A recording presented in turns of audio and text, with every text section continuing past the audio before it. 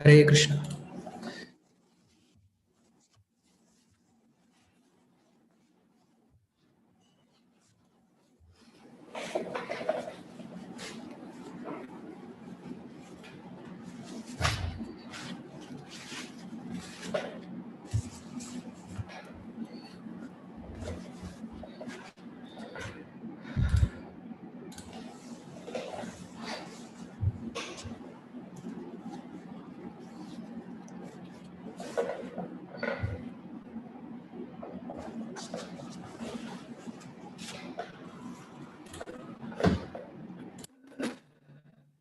கிருஷ்ணா, எல்லா பக்தர்களும் நமஸ்காரம். இன்னைக்கு ஸ்ரீராமநவமி, ஸ்ரீராமச்சந்திர பகவானுடைய அவதார திருநாள். குறிப்பா இன்னைக்கு இந்த நவமி திதியில இப்ப 12 மணிக்கு தான் ராமனுடைய திருவதாரம் அப்படிங்கிறது ஏற்பட்டதாக வால்மீகி பகவான் அவங்களுக்கு சொல்லிட்டு இருக்காரு. ஸோ அதனால இன்னைக்கு இந்த ராமருடைய சரித்திரத்தை பத்தி, அந்த ராமருடைய குணங்களை பத்தி சொல்லக்கூடிய ராமாயணத்துல இருந்து ஒரு சில விஷயங்களை பார்க்க இருக்கிறோம். அதுக்கு முன்னாடி இந்த ராமாயணத்துடைய தியான ஸ்லோகம் அப்படிங்கிற ஒரு விஷயத்த நம்ம பிரார்த்தனை பண்ணிட்டு அதுக்கப்புறம் நம்ம ராமருடைய சரித்திரத்துக்குள்ள போலாம். கூஜந்தம் ராம ராமேதி மதுரம் மதுராட்சரம் ஆருக்ய கவிதா சாகாம் வந்தே வால்மீகி கோகிலம் வால்மீகேர்முனிசிம்ஹஸ்ய கவிதாவனசாரிணः ஸ்ருண்வன் ராமகதாநாதம் கோ ந யாதி பராங்கதிம் யப்பிபம் சததம் ராமச்சரிதாமிருதசாகரம் அத்ருப்தஸ்தம் முனிம் வந்தே பிராச்சேதசமகல்மஷம் கோஷ்பதீகிருதவாராசிம் அசசீகிருதராட்சசம் நாராயண மகாமாலா ரத்னம் வந்தே நிலாத்மஜம் அஞ்சனானந்தனம் வீரம் ஜானகீ சோகநாசனம் கபீஷமக்ஷஹந்தாரம் வந்தே லங்கா பயங்கரம் मनोजवं मारुति तुल्यवेगं जितेन्द्रियं बुद्धिमतां वरिष्ठं वादात्मजं वानरयूथमुख्यं श्रीरामदूतं शिरसा नमामि उल्लङ्घ सिन्धो सलिलं सलीलं यशोगवग्निं जनकात्मजायाः आदाय तेनैव तथा कलङ्कां नमामि तं प्राञ्जलिराञ्जनेयम् आञ्जलेयमधिपाटलालनं काञ्चनाद्रिकमनीय विग्रहं पारिजाततरुमूलवासिनं भावयामि पवमाननन्दनं यत्र यत्र रघुनाथ कीर्तनं तत्र तत्र कृतमस्तकाञ्जलिं भाष्पवारि परिपूर्णलोचनं मारुतिं नमत राक्षसान्तकं वेदवेद्ये परे पुंसि जाते दशरथात्मजे वेदप्राचेदशादासीत् साक्षात् रामायणात्मनः तदुपगतसमाससन्धियोगं समुदोत्पन्नधार्थवाक्यबद्धं रघुवरचरितं मुनिप्रणीतं दशशिरसस्तवदं निशामयत् श्रीराघवं दशरथात्मजम् अप्रमेयं सीतापतिं रघुकुलान्वयरत्नदीपम् आजानुबाहवरविन्ददलायधाक्षं रामं निशाचर विनाशकरं नमामि वैदेही सहितं सुरत्रुमतले हैमे महामण्डपे मध्ये पुष्पकमासने मणिमये वीरासने सुस्थितम् அக்ரே வாசயதி பிரபஞ்சன சுதே தத்வம் முனிभ्यः பரம் வியாக்கியாந்தம் பரதாதிபிः பரிவிருதம் ராமம் பஜே ஷ்யாமலம். नमो विष्णुपादाय कृष्ण प्रेष्ठाय भूतले श्रीमते भक्ति विकास स्वामी नामिने. नमो विष्णुपादाय कृष्ण प्रेष्ठाय भूतले श्रीमते भक्ति वेदांत स्वामी नामिने. नमस्ते सारस्वती देवे गौरवाणी प्रचारिणे निर्विशेष शून्यवादी पाश्चात्य देशतारिणे. जय श्री कृष्ण चैतन्य प्रभु नित्यानंद श्री अद्वैत गदाधर श्रीवासादि गौर भक्त वृंद. हरे कृष्ण कृष्ण कृष्ण हरे हरे, हरे राम राम राम हरे हरे. योऽन्तः प्रविश्य वासिमां प्रसुप्तां सञ्जीवयत्यखिलशक्तिधरस्वदाम्ना अन्यां हस्तचरणश्रवणत्वगादीन् प्राणान् नमो भगवते पुरुषाय तुभ्यं.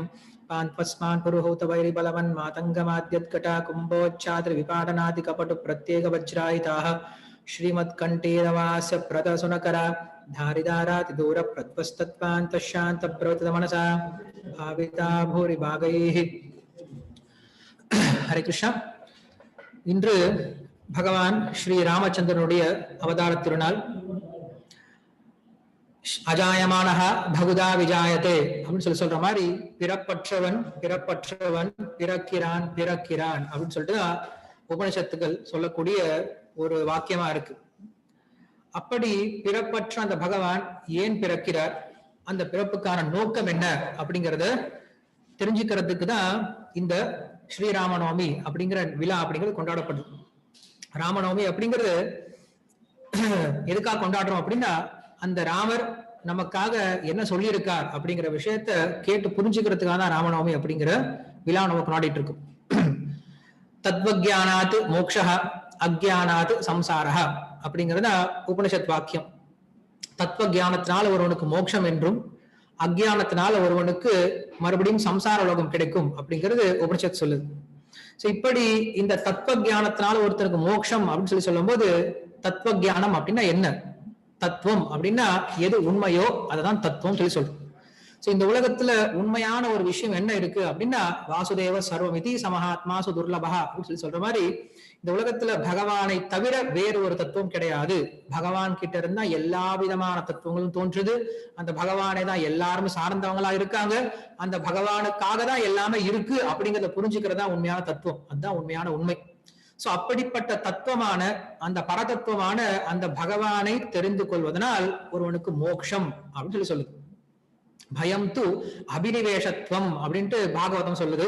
ஒருவனுக்கு சம்சார லோகம் ஏன் கிடைக்குது அப்படின்னா, பகவானை புரிஞ்சுக்காத வரைக்கும். பகவானை புரிஞ்சுக்கிட்டான் அப்படின்னா அவனுக்கு சம்சாரம் கிடையாது. ஈஷாவாசம் இதம் சர்வம் அப்படின்றத யார் ஒருத்தன் புரிஞ்சுக்கிறானோ, எல்லாம் பகவானால பகவானுக்காக பகவானிடமே உள்ளது அப்படிங்கிறத புரிஞ்சுக்கிட்டானோ அவனுக்கு சம்சாரம் அப்படிங்கிறது கிடையாது. பகவானை பாக்குறவன் சம்சாரத்தை பாக்குறது கிடையாது, பௌதிகத்தை பாக்குறது கிடையாது.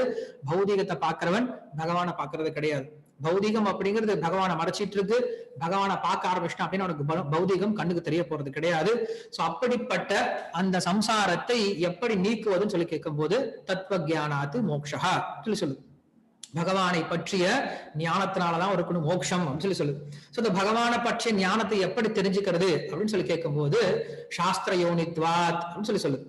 அந்த பகவானை சாஸ்திரங்களால மட்டும்தான் அந்த பகவானை புரிஞ்சுக்க முடியும் அப்படின்ட்டு வேதங்கள் நம்மளுக்கு ரொம்ப தெளிவா சொல்லி கொடுக்குது. சோ அந்த சாஸ்திரமானது வேதம் வேதாந்தம் அப்படின்னு ரெண்டு பிரிவா இருக்கு. அப்படி வேதாந்தத்துல சொல்லப்பட்ட அந்த பரம்பொருளானது ஓரளவுக்கு கடுமையானதாகவும் குழப்பமானதாகவுமே இருக்கு சாஸ்திரத்தை படிக்கும் போது. ஏன்னா அந்த பரம்பொருளை சாஸ்திரத்தினால படிச்சு புரிஞ்சுக்க முடியல. சோ அப்ப எப்படிதான் இந்த சாஸ்திரத்தை புரிஞ்சுக்கிறது அப்படின்னு சொல்லி கேட்கும்போது, அதுக்குதான் நம்மளுக்கு என்ன பண்றாங்க அப்படின்னா, இதிகாச புராணாபியாம் வேத உபபிரம்மயேத் அப்படின்னு சொல்றாங்க. இந்த இதிகாசங்கள் புராணங்கள் அப்படிங்கிறது வேதத்துக்கு கொடுக்கப்பட்ட விளக்க உரை. இந்த விளக்க உரையினால ஒருத்தர் என்ன பண்ண முடியும், அந்த சாஸ்திரத்தை புரிஞ்சுக்க முடியும் அப்படின்னா வேத ஸ்வரூபனான அந்த வேத பரம புருஷனே நம்மளுக்கு சொல்லி கொடுக்குறார். சோ அப்ப வேதத்தை புரிந்து கொள்வதற்கு ஒருத்தர் என்ன பண்ணும், இதிகாச புராணங்களுக்கு போகணும் அப்படின்னு சொல்றார். சோ அதுல குறிப்பா ராமாயணம் அப்படிங்கிறது மிக உயர்ந்த ஒரு இதிகாசமா, ஆதி காவியமாக முதல்ல தோன்ற இதிகாசம் ராமாயணம் தான். பாகவதத்துக்கு முன்னாடியும் நம்மளுக்கு மகாபாரதம் இப்படிப்பட்ட வேதங்களை பிரிச்சு எழுதுவதற்கு முன்னாடியும் இருக்கக்கூடிய ஒரே ஒரு கிரந்தம் அப்படின்னா ராமாயணம் தான். அந்த சமயத்துல ராமாயணம் தோன்றிய சமயத்துல மற்ற கிரந்தங்கள்லாம் சமஷ்டி ரூபமா இருந்தது, வெஷ்டி ரூபமா கிடையாது. அதெல்லாம் சேர்ந்து இருந்தது. வேதம் அப்படின்னா 4 வேதமா கிடையாது, எல்லாம் ஒன்றாக தான் இருந்தது. 4 வேதமா பிரிச்சு எழுதப்படல.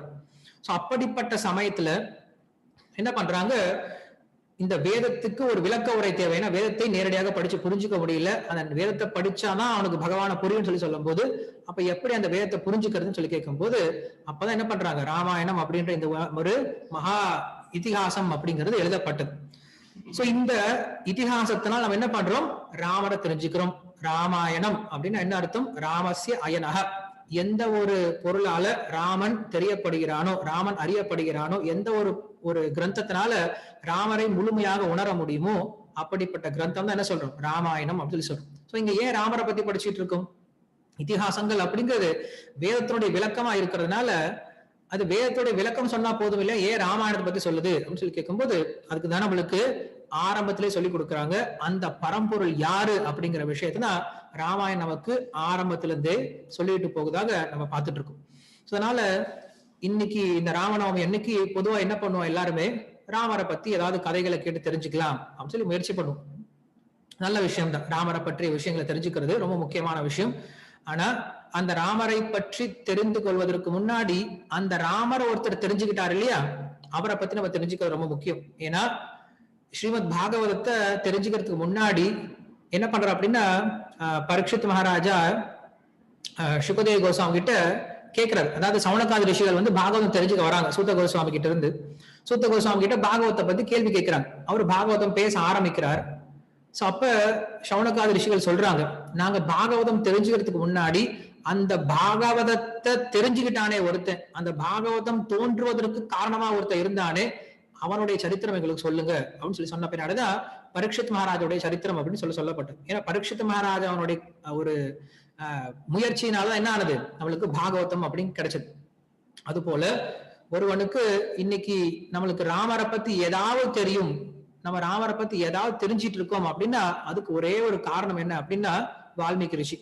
சோ வால்மீகி ரிஷியினுடைய கருணை இல்லை அப்படின்னா நமக்கு ராமரை தெரியாது, லக்ஷ்மணரை தெரியாது, சீதையை தெரிய போறது கிடையாது, நமக்கு ராமாயணத்தை பத்தி ஒன்னும் தெரிய போறது கிடையாது.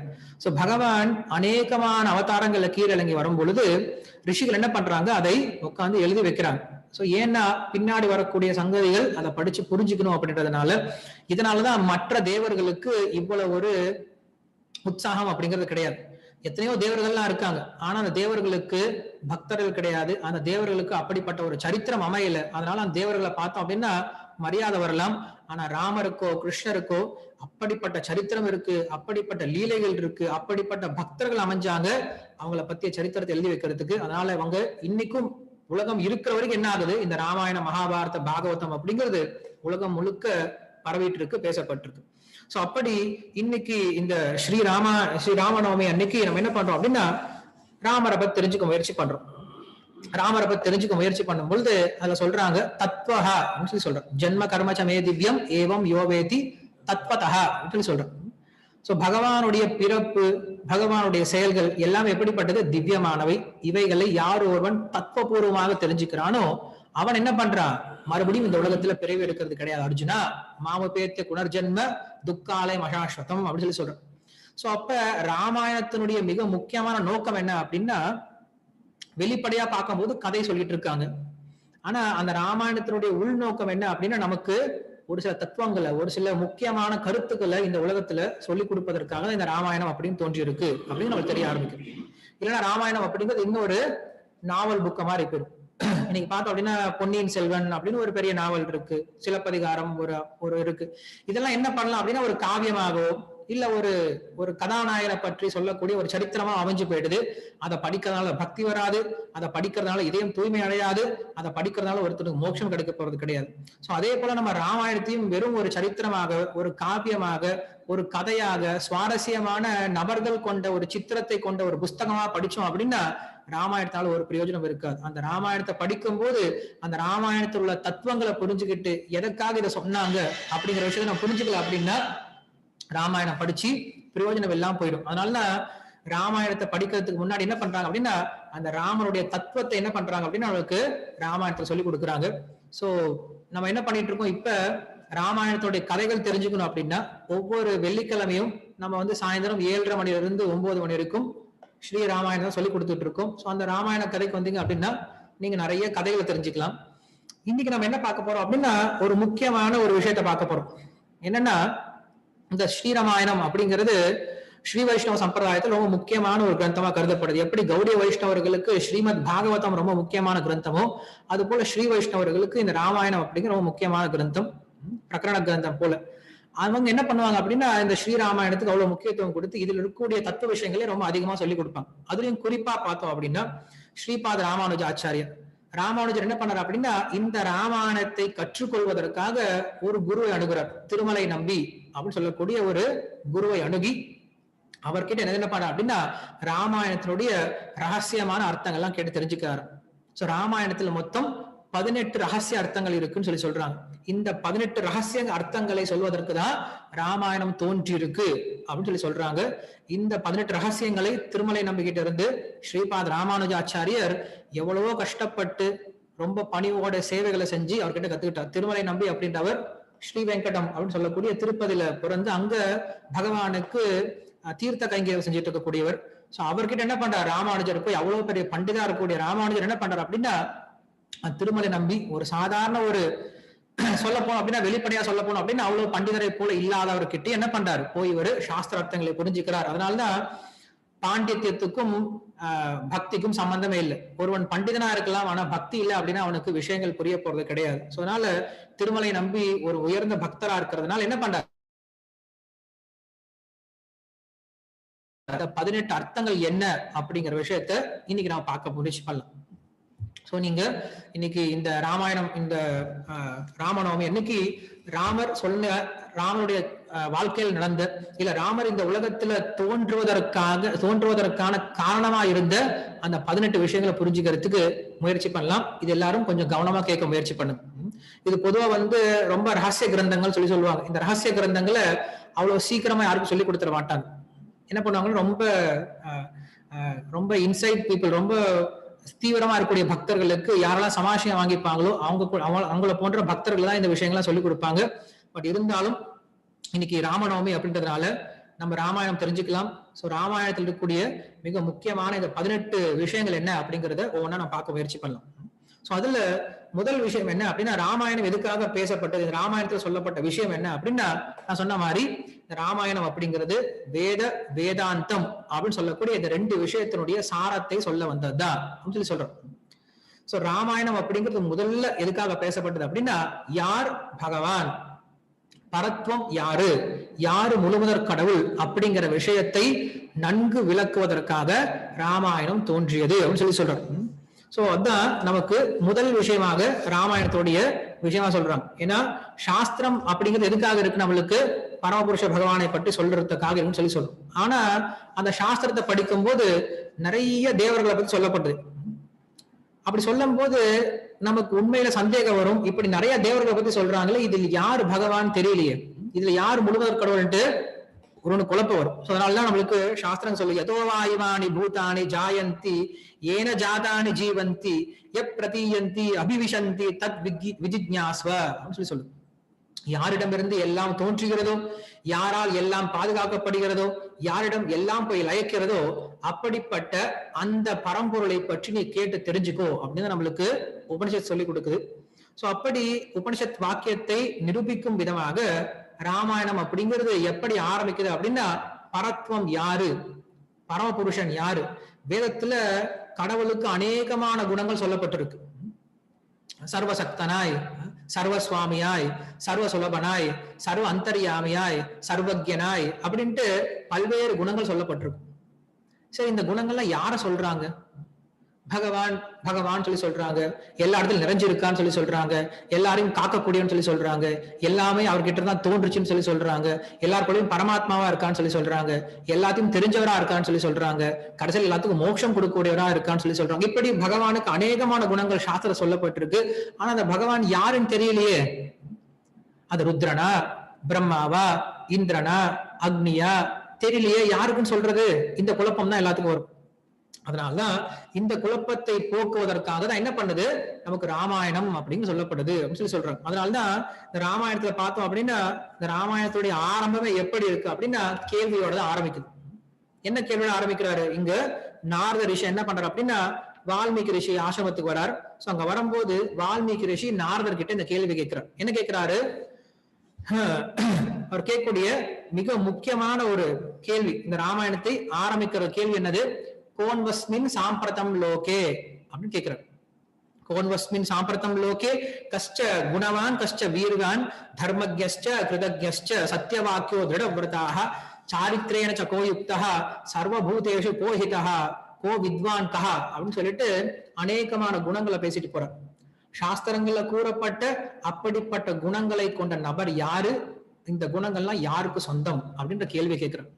சோ அப்படி கேட்கும் போது அதுக்கு நாரதர் பதில் சொல்றாரு, அந்த சாஸ்திரத்துல சொல்லப்பட்ட அநேகமான கல்யாண குணங்களை சொந்தமாக கொண்ட ஒரே ஒரு நபர் யாரு அப்படின்னா இக்ஷ்வாகு வம்சே பிரபவோ ராமோ நாமஹ ஜனைஹி ஸ்ருதா நித்யாத்மா மகாவீரியோ துதிமான் வை அப்படின்னு சொல்லி சொல்றோம். அந்த சாஸ்திரத்துல சொல்லப்பட்ட அநேகமான குணங்களுக்கு சொந்தக்காரன் யாரு அப்படின்னா இக்ஷ்வாகு குலத்துல பிறந்த ராமன் அப்படின்ற நாமத்தை கொண்டவன் தான், தெரியாதா அப்படின்னு சொல்லி சொல்றாரு. இங்க நம்ம கேட்கக்கூடிய கேள்வியினுடைய அர்த்தம் என்னன்னு புரிஞ்சுக்கணும். வெளிப்படையா பார்க்கும்போது ராமாயணத்துல பார்த்தோம் அப்படின்னா வால்மீகி ரிஷி கேள்வி கேட்கிற மாதிரி இருக்கும். என்ன கேள்வி கேட்கிறார்? இப்படிப்பட்ட குணங்களை கொண்ட நபர் யாரு அப்படின்னு சொல்லி கேள்வி கேட்கிறார். இந்த உலகத்துல இப்படிப்பட்ட குணங்களை கொண்ட அந்த நபர் யாராவது இருக்காங்களா, அவனை பத்தி ஒரு புக் எழுதணும் அப்படின்னு சொல்லிட்டு வால்மீகி கேள்வி கேட்கிறார்.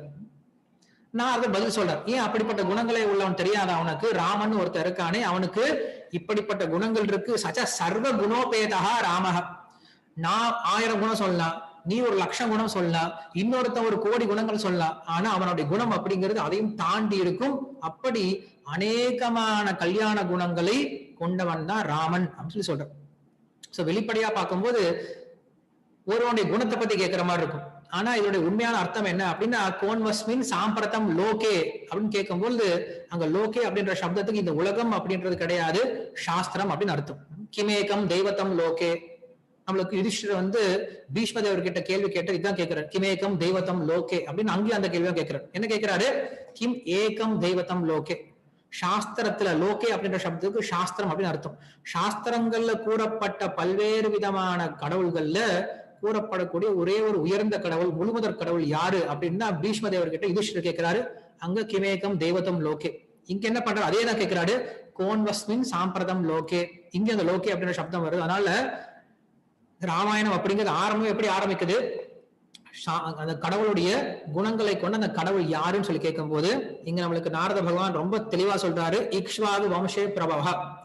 இக்ஷ்வாகு குலத்துல பிறந்த அந்த ராமன் அப்படின்னு நாமத்தை உடைய அவனுக்கு தான் இந்த எல்லா குணங்களும் பொருந்தும், அவன் தான் முழுமுதற் கடவுள் அப்படின்ட்டு ராமாயணத்துடைய ஆரம்பத்திலேயே முழுமுதற் கடவுள் அப்படிங்கிற நாமம் யாருக்கு பொருந்தும், சாஸ்திரத்தில் சொல்லப்பட்ட எல்லா விதமான குணங்களும் யாருக்கு பொருந்தும் அப்படின்னா ராமருக்கு தான் பொருந்தும், நாராயணனுக்கு தான் பொருந்தும், கிருஷ்ணருக்கு தான் பொருந்தும். அதனால புருஷயுக்தம் அப்படின்னு சொல்லி சொல்லப்படுது.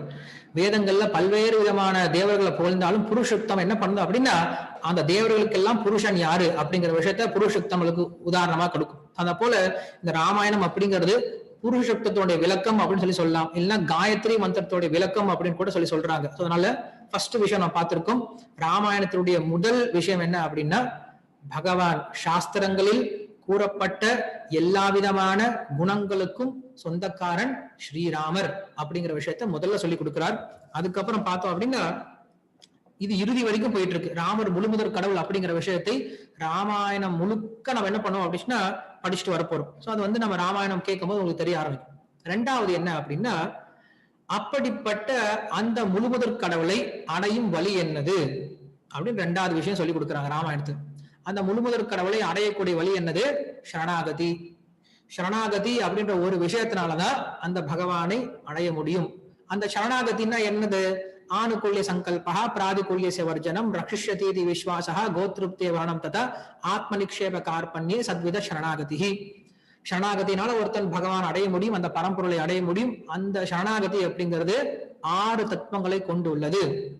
இந்த 6 தத்துவங்கள் என்ன அப்படிங்கிற விஷயத்தை ராமாயணத்தை படிச்சா புரிஞ்சுக்கலாம். சோ ராமாயணம் கேட்கும் போது இந்த 6 தத்துவங்களும் ரொம்ப தெளிவாக பேசப்படும். நீங்க பாத்தீங்கன்னா ராமாயணத்துக்கு நிறைய பெயர்கள் இருக்கு. ஆதி காவியம் அப்படின்னு ஒரு பெயர் இருக்கு, சீதாயாக சரித்தம் மகத்து அப்படின்னு ஒரு பெயர் இருக்கு, சீதாவுடைய சரித்தம் அப்படின்னு ஒரு பெயர் இருக்கு. இன்னொரு விஷயம் என்ன அப்படின்னா சரணாகதி கிரந்தம் அப்படின்னு பெயர் இருக்கு.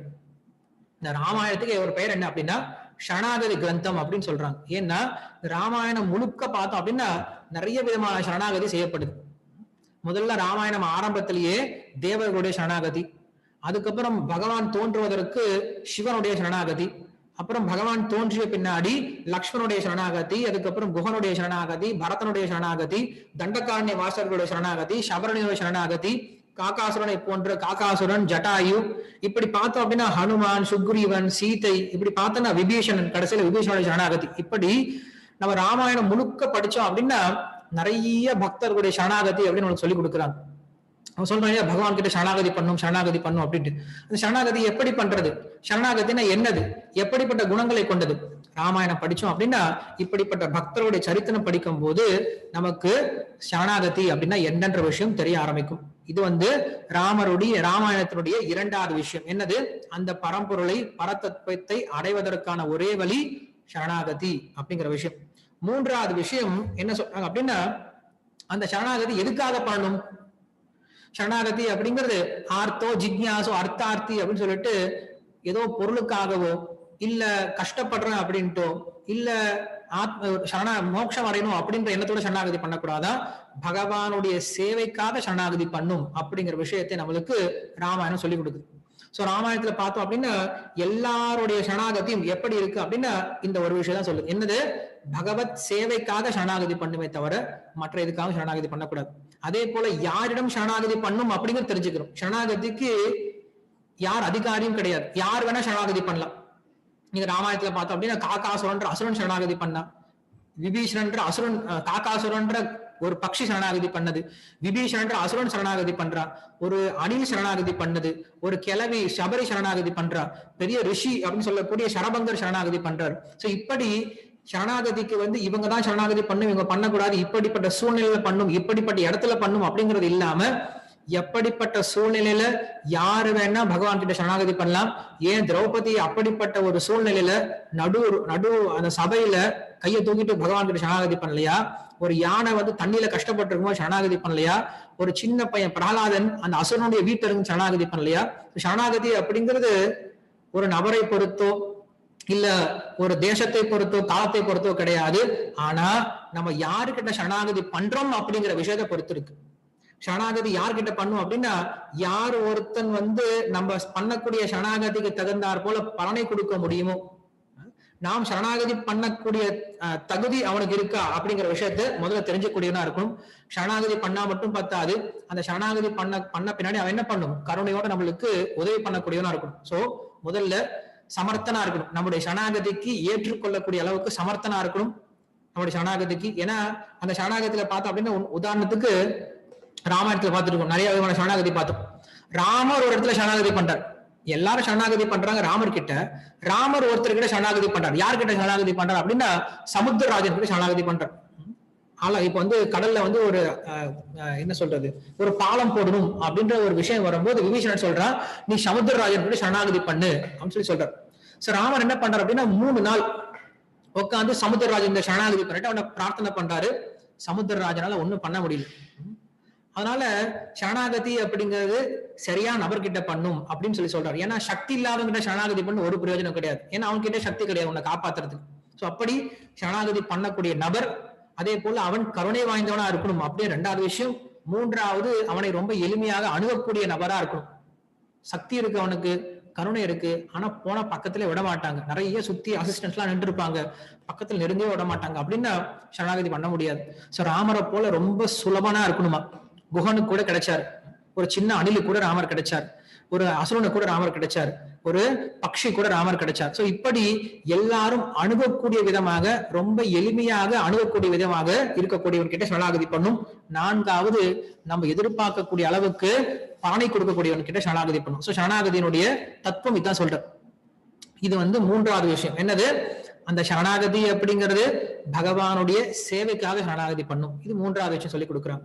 4வது விஷயம் என்ன அப்படின்னா, அந்த சரணாகதி அப்படிங்கிறது எப்படி சாத்தியமாகும் அப்படின்னு சொல்லி கேட்கும் போது, ஒரு குருவனுடைய கருணையினால் தான் சரணாகதி அப்படின்றது பண்ண முடியும் சொல்லி சொல்றார். ஏன்னா மொத்த ராமாயணம் பார்த்தோம் அப்படின்னா, இந்த ராமாயணத்தினுடைய மிக முக்கியமான சாரம் என்ன அப்படின்னு சொல்லி கேட்கும் போது, சீதாயாக சரித்தம் மகத்து அப்படின்னு சொல்லி சொல்றார். வால்மீகி ரிஷியை கேட்கும் போது ராமாயணம் எதப்பா சொல்ல வந்தது அப்படின்னு சொல்லும் போது நம்மளா சொல்லிட்டு இருக்கோம் ராமாயணம் அப்படிங்கிறது ராமரை பத்தி சொல்ல வந்துச்சு அப்படின்ட்டு. வால்மீகி ரிஷி மறுத்துட்டார். வால்மீகி ரிஷி சொல்ற ராமாயணம் அப்படிங்கிறது ராமரை பத்தி சொல்ல வரல, சீதாயாக சரித்தம் மகத்துவம் சொல்லி சொல்றார். சீதையனுடைய மகா சரித்திரத்தை சொல்ல வந்தா ராமாயணம்.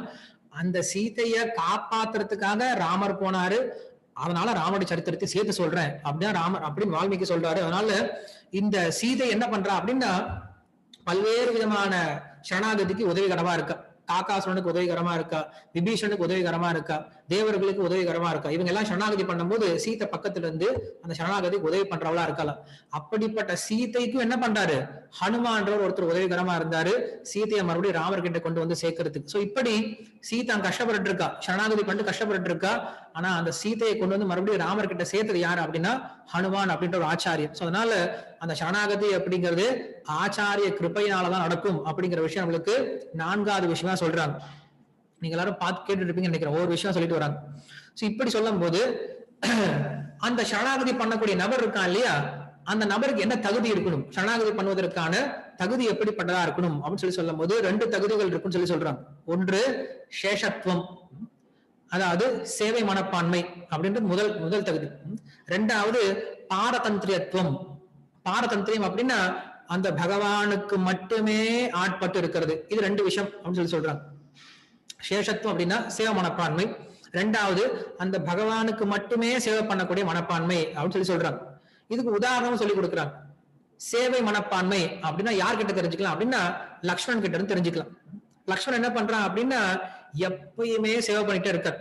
லக்ஷ்மணன் கிட்ட கேட்கிறார், நீ ஏன் ராமர்கிட்ட சேவை பண்ணிட்டு இருக்க அப்படின்னு சொல்லி கேட்கும்போது லக்ஷ்மணன் சொல்றாரு, என்ன சொல்றது, ராமர் எனக்கு இவ்வளவு கொடுப்பார், இதை கொடுப்பார், அதை கொடுப்பான்னு சொல்லி நான் சேவை பண்ணல. ராமருக்கு சேவை பண்றது முக்கியமான காரணம் என்ன அப்படின்னா அந்த ராமருடைய குணங்கள். அப்படி என்னப்பா உங்க ராமகிட்ட குணம் இருக்கு அப்படின்னு சொல்லி கேட்கும்போது கிருதஜ்ஞஸ்ச பகுஞாசா அப்படின்னு சொல்லி சொல்றார். அந்த ராமருக்கு ஒரே ஒரு நல்ல குணம் என்ன அப்படின்னா நன்றி உடைமை. ஒருத்தன் சின்ன ஒரு சேவை பண்ணா கூட போதுமா, அந்த சின்ன சேவையை பெருசா எடுத்துக்கிட்டு அதையே பெரிய குணமா கொண்டாடிட்டு இருப்பாரு. சக்ரதேவ பிரபன்னாய தவாஸ்மி இஜியாதஹே அவயம் சர்வபூதேபியா ததாமி ஏதத் பிரதம் மம அப்படின்னு சொல்லிட்டு ராமாயணத்துடைய மிக முக்கியமான ஸ்லோகம், சரம ஸ்லோகம் அப்படின்னு சொல்லி சொல்லும். சோ அப்படி ராமர் என்ன நினைக்கிறார் அப்படின்னா ஒருத்தன் எனக்கு கொஞ்சம் சேவை பண்ணா கூட போதும், அந்த கொஞ்சம் சேவையை மிக உயர்ந்த ஒரு பக்தியா எடுத்துக்கிட்டு அவனுக்கு நான் மோட்சத்தையே கொடுக்குறேன்னு சொல்லி சொல்றேன். சோ இந்த ஒரு குணத்தை பார்த்தா என்ன பண்றேன், ராமருக்கு சேவை பண்றேன் அப்படின்னு சொல்லி சொல்ல லக்ஷ்மணன். சோ லக்ஷ்மணனுக்கு ராமருக்கு மட்டுமே சேவை பண்ணும். ராமர் வேண்டான்னு சொன்னாலும் விட மாட்டார்.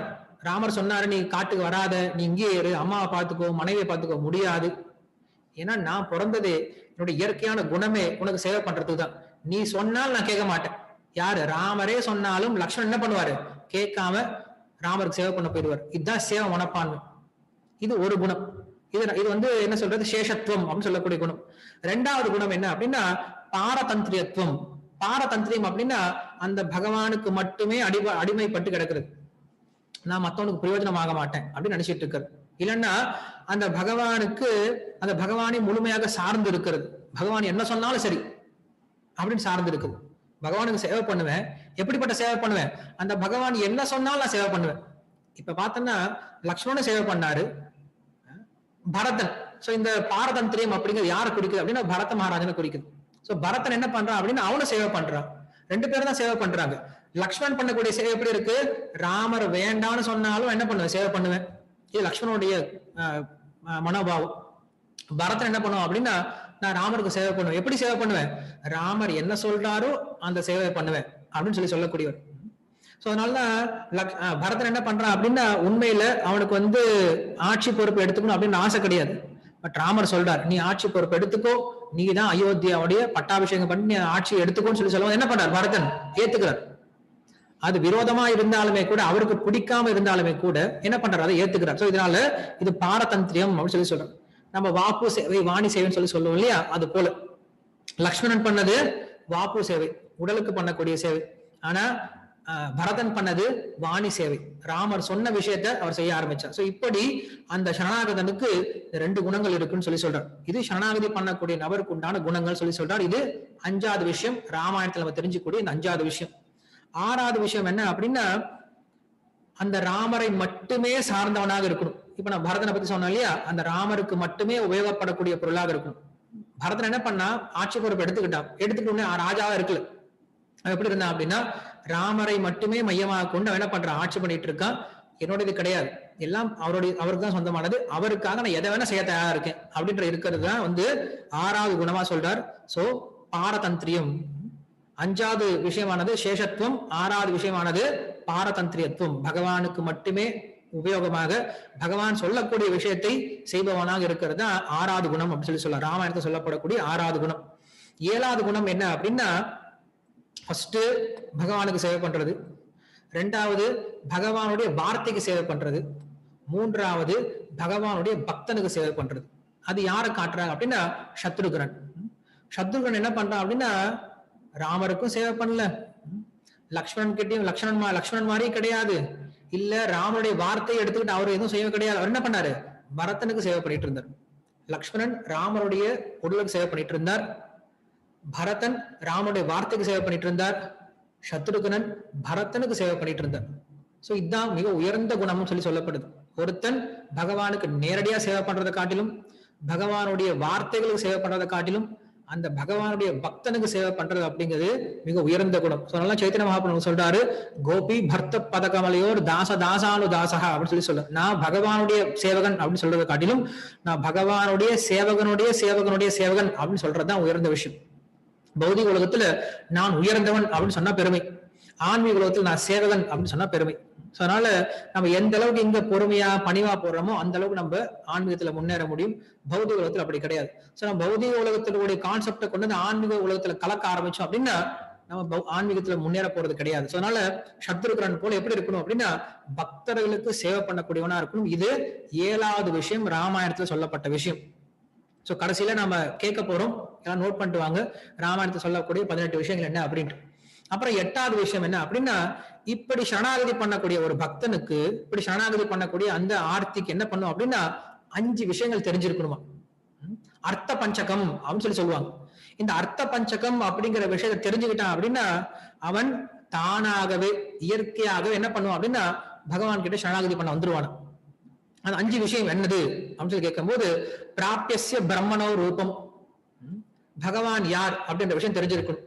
2வது பிராப்தஸ்த பிரத்யேகாத்மனக, நான் யார் அப்படிங்கிற விஷயம் தெரிஞ்சிருக்கணும். பிராபிய உபாயம், அந்த பகவானை அடைவதற்கான வழி என்ன அப்படின்னு தெரிஞ்சிருக்கணும்.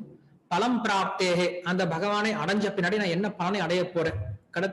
கடைசிது பிராப்தி விரோதஸ்ச, அந்த பகவானை அடைவதற்கு தடையாக இருக்கக்கூடிய பொருள் என்னது. இந்த 5 விஷயங்கள் தெரிஞ்சுக்கணும். இதுதான் அர்த்த பஞ்சகம் அப்படின்னு சொல்றாங்க. என்னது, பிராப்திய பிரம்மணோ ரூபம், பிராப்து பிரத்யேகாத்மன, பிராப்தி உபாயம், பலம் பிராப்தேகே, பிராப்தி விரோதிஷ்ச அப்படின்னு சொல்றாங்க.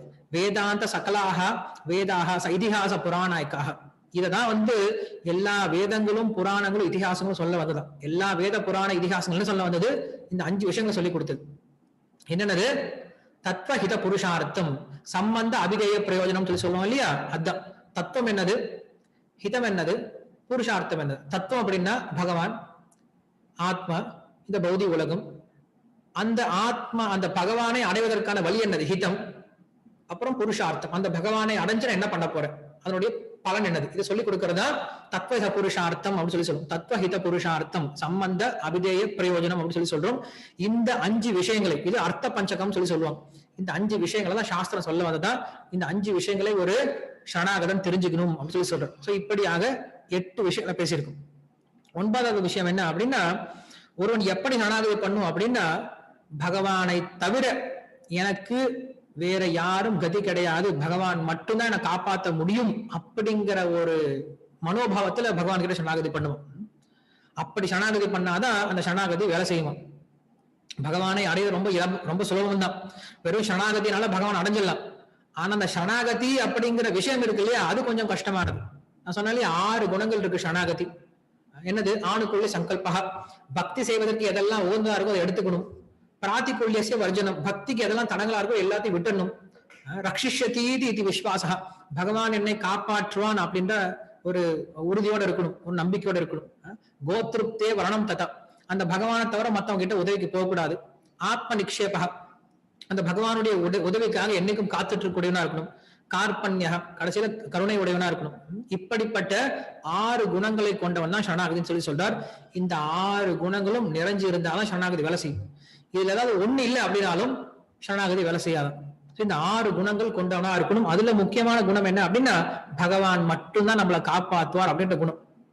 சோ தேவர்கள் என்ன பண்றாங்க அப்படின்னா ஒரு கட்டத்துல நம்மை யாரும் காப்பாற்ற முடியாது, பிரம்மதேவன் காப்பாற்ற முடியாது, சிவன் காப்பாற்ற முடியாது, நம்மளை நாமளே காப்பாத்திக்க முடியாது, பகவான் தான் நம்மளை காப்பாற்றணும் அப்படின்ட்டு தேவர்கள் என்ன பண்றாங்க, அப்படிப்பட்ட சூழ்நிலை அங்க சரணாகதி பண்றாங்க. அங்க பகவான் தோன்றுறார், தோன்றி சொல்றார், நான் ராமனை அவதாரம் செஞ்சு இந்த உலகத்துல 11,000 வருஷம் ஆட்சி செஞ்சு ராவணாதி விஷயங்களை ராவணாதி குடும்பத்தை என்ன பண்ண நிர்மூலமாக்கிட்டு அதுக்கப்புறம் ஸ்ரீவைகுண்டம் வந்து சேர்றேன் அப்படின்னு சொல்லிட்டு உறுதி கொடுக்கிறார். சோ அங்க தேவர்கள் என்ன பண்றாங்க அப்படின்னா எல்லாருடைய விஷயத்தையும் விட்டுட்டு பகவான் மட்டும்தான் நம்மளை காப்பாற்ற முடியும் அப்படின்னு சரணாகதி பண்றாங்க. இதே போலதான் தசரதனை பாக்குறோம். அப்பா தசரதன் தான், ஆனாலும் தசரதனால காப்பாற்ற முடியல. அம்மா நம்முடைய பிரியமான அம்மா தான், கைகேயை போல இருந்துட்டா, காப்பாற்ற முடியாது. சோ அதே போல நம்ம பார்த்தோம் அப்படின்னா விபீஷணன், இந்திரஜித், இப்படி எல்லாரும் பலம் வாய்ந்தவர்களா இருக்கலாம், நமக்கு பிரியமானவர்களா இருக்கலாம், ஆனா யாரும் நம்மளை காப்பாற்ற முடியாது. நம்மளை காப்பாற்ற முடியவன் ஒருத்தன் யாரு அப்படின்னா பகவான் மட்டும்தான். சுகிருதம் சர்வபூதானாம் அப்படின்னு கிருஷ்ணர் சொல்றார். சோ அப்படி நம்மை காப்பாற்றக்கூடிய ஒரே ஒரு நபர் அந்த பகவான் மட்டும்தான் அப்படின்ட்டு இருக்கக்கூடிய ஒரு குணம் வந்து சரணாகத்தினுடைய இன்னொரு குணம் அப்படின்னு சொல்லி சொல்றார். இது 9வது விஷயமா சொல்றார். அதுக்கப்புறம் 10வது விஷயம் என்ன அப்படின்னா ஒரு குருவை அணுகலாம், ஆனா குருவுடைய கருணை அப்படிங்கிறது வேணும். நிறைய பேர் குரு அணுகிடுவாங்க, குரு கிட்ட போய் உபதேசம் வாங்கிட்டு வந்துருவாங்க, குரு கிட்ட தீட்சை வாங்கிட்டு வந்துருவாங்க, ஆனா குரு சொல்ற மாதிரி நடந்துக்க மாட்டாங்க, அந்த குருவை திருப்திப்படுத்த மாட்டாங்க, அந்த குருவுடைய உபதேசங்களை எடுத்து பின்பற்றாத போது குருவுடைய கருணை அப்படிங்கிறது கிடைக்க போறது கிடையாது. சோ குருவுடைய கருணையினால ஒருவன் சரணாகதி அப்படிங்கிறது சாத்தியமாகும் அப்படின்ட்டு 10வது விஷயம் சொல்றாங்க. சோ இதெல்லாம் நம்ம வந்து ராமாயணம் படிக்கும் போது ரொம்ப டீப்பா படிக்க ஆரம்பிப்போம். உதாரணத்துக்கு லக்ஷ்மணன், சுக்ரீவன் என்ன பண்றான் அப்படின்னா லக்ஷ்மணனை கூப்பிட்டான். ராம லக்ஷ்மணன் 2 பேரும் கிஷ்கிந்தா காலத்துல வராங்க, சுக்ரீவனை பாக்குறாங்க. பார்த்த பிறகு என்ன பண்றான் சுக்ரீவன், ராம லக்ஷ்மணன் 2 பேரும் கூப்பிட்டு உட்கார வச்சு 2 பேரையும் பாத்துக்கிறான். ஆனா என்ன பண்றான், அவன் ராமரையே பார்த்துட்டு இருக்கான், லக்ஷ்மணனை கண்டுக்கவே இல்லையா. சோ அப்படி கண்டுக்காதனால என்ன ஆகுது அப்படின்னா முதல் முறையா சுக்ரீவனுக்கும் வாலிக்கும் சண்டை நடக்கும் போது சுக்ரீவன் தோத்து வந்துட்டான், அடிபட்டு உயிர் போற அளவுக்கு வந்துட்டான். வந்த பின்னாடி சுக்ரீவன் கேட்க ராமர் கிட்ட, ஏன் வாலியை சாவடிக்கிறான்னு சொல்லி, சாகடிக்கலையே சுவாமி, நான் என்ன செத்து போயிருப்பேன், இந்நேரம் நான் அமைதியா ஒரு இடத்துல உட்காந்துட்டு இருந்தேன், என்னால அடி வாங்க வச்சுட்டேன், ஏன் இப்படி பண்ணீங்கன்னு சொல்லி கேட்கும்போது எனக்கு அடையாளம் தெரியலப்பான்னு சொல்லி சொல்றாரு. உங்க 2 பேருக்கு அடையாளம் தெரியல, அடுத்த முறை நீ இப்போ நான் பாத்துக்கிறேன் அப்படின்னு சொல்லி சொல்றேன். சோ அடுத்த முறை போகும்போது என்ன பண்றாரு அப்படின்னா லக்ஷ்மணனால அந்த சுக்ரீவனுக்கு ஒரு மாலையை போட்டு லக்ஷ்மணன் கிட்ட ஆசீர்வாதம் வாங்கிட்டு அதுக்கப்புறம் சண்டைக்கு போறாரு. வாலி வதம் அப்படிங்கிறது சாத்தியமானது. என்ன சொல்ல வராங்க அப்படின்னா ஒருவனுக்கு பகவானுடைய கருணை கிடைப்பதற்கு முன்னாடி பக்தனுடைய குருனுடைய கருணை அப்படின்னு கிடைச்சா மட்டும்தான் பகவானுடைய கருணை கிடைக்கும் அப்படிங்கிற விஷயத்த நம்மளுக்கு சொல்றாங்க. சோ அதனால குருனுடைய கருணை அப்படிங்கிறது ரொம்ப முக்கியம் அப்படிங்கிற விஷயத்த நம்மளுக்கு சொல்றாங்க. காரணம் என்ன அப்படின்னா அந்த சுக்ரீவன் என்ன நினைச்சா அப்படின்னா லக்ஷ்மணன் யாரோ கூட வந்திருக்கார் போல இருக்கு, ராமர் கூட வந்திருக்கார் போல இருக்கு அப்படின்ட்டு லக்ஷ்மணனுடைய குணம் தெரியாம லக்ஷ்மணனை திருப்திப்படுத்தாம லக்ஷ்மணனுக்கு மரியாதை கொடுக்காம இருந்ததுனால அங்க தோல்வி ஏற்பட்டது அப்படின்னு சொல்லி சொல்றாங்க. சோ அதனால குருவை சரணாகதி பண்றது முக்கியம் கிடையாது, குருவை ஏத்துக்கிறது முக்கியம் கிடையாது, அந்த குருவை திருப்திப்படுத்தணும், அந்த குரு சொல்ற மாதிரி நடந்துகிட்டு அவர் திருப்திப்படுத்தணும் அப்படின்னா அப்ப பகவான் திருப்தி அடையறான்னு சொல்லி சொல்றாரு. இது 10வது விஷயம் அப்படின்னு சொல்லி சொல்றாங்க. 11வது விஷயம் என்ன அப்படின்னா சரணாகதி பண்ணிட்டோம், பகவான் ஏத்துக்கிட்டார், ஆனா அதனுடைய பலன் கிடைக்கிறதுக்கு கொஞ்சம் நேரம் ஆகும். என்ன பண்ணும், அது வரைக்கும் காத்துட்டு இருக்கணும். சோ இந்த பொறுமை அப்படிங்கிறது இந்த பொறுமையோட உறுதியோட காத்துட்டு இருக்கணும் அப்படிங்கிறது சரணாகதியினோட இன்னொரு தத்துவம் அப்படின்னு சொல்லி சொல்றாரு. நம்மளுக்கு ரூப கோஸ்வாமி இந்த விஷயத்த சொல்றாரு. என்ன சொல்ற அப்படின்னா உற்சாகாத் நிச்சயாத் தைரியாத் தத் கர்ம பிரவர்த்தனாத் சங்கத்தியாக சதோவிருத்தியும் சத்பிர் பக்திர் பிரசித்தியதி அப்படின்னு சொல்லி சொல்றார். பக்தியை உண்டுபடுத்தக்கூடிய, பக்தியை செழிக்க வைக்கக்கூடிய, பக்தியை வளர்க்கக்கூடிய 6 விஷயங்கள் சொல்லி சொல்றாரு. இந்த 6 விஷயங்கள் நம்ம தெரிஞ்சுக்கிட்டோம் அப்படின்னா பக்தி வளர ஆரம்பிக்கும். என்னென்னது, உற்சாகாத், என்னைக்கும் பக்தியில் உற்சாகத்தோட இருக்கும். எந்த சேவை கொடுத்தாலும் எப்படிப்பட்ட சூழல் எப்படி இருக்கணும், என்னைக்கு உற்சாகத்தோட இருக்கும். ஐயோ இதுவா மறுபடியும் இப்படி அப்படின்னு இருக்காம ஒரு வாய்ப்பு கிடைச்சது, நம்மளுக்கு சேவை பண்றதுக்கு ஒரு வாய்ப்பு கிடைச்சதுன்னு சொல்லிட்டு என்ன பண்ணும், ஒரு உற்சாகத்தோட சேவை பண்ண ஆரம்பிக்கும். உற்சாகாத் நிச்சயாத் தைரியாத் அப்படின்னு சொல்லி சொல்லும் போது ஒருவன் பக்திய சேவை தொடர்ந்து செஞ்சுட்டே இருக்கணும். ஒரு நாள் பண்றது அப்புறம் செய்யாம விட்டுருது, அப்புறம் பண்றது மறுபடியும் செய்யாம விட்டுறது, அப்படி இல்லாம தொடர்ந்து செய்யணும். அதே போல பொறுமையா காத்துட்டு இருக்கணும். நான் பக்தி பண்ணிட்டேன், எங்க எனக்கு பலன் எங்க அப்படின்னு சொல்லி கேட்க முடியாது. யாரும் பகவானுடைய காலர் பிடிச்சிட்டு நான் 16 நாள் ஜெபம் பண்ணேன், எங்க கருணை கொடு அப்படின்னு சொல்லி கேட்க முடியாது.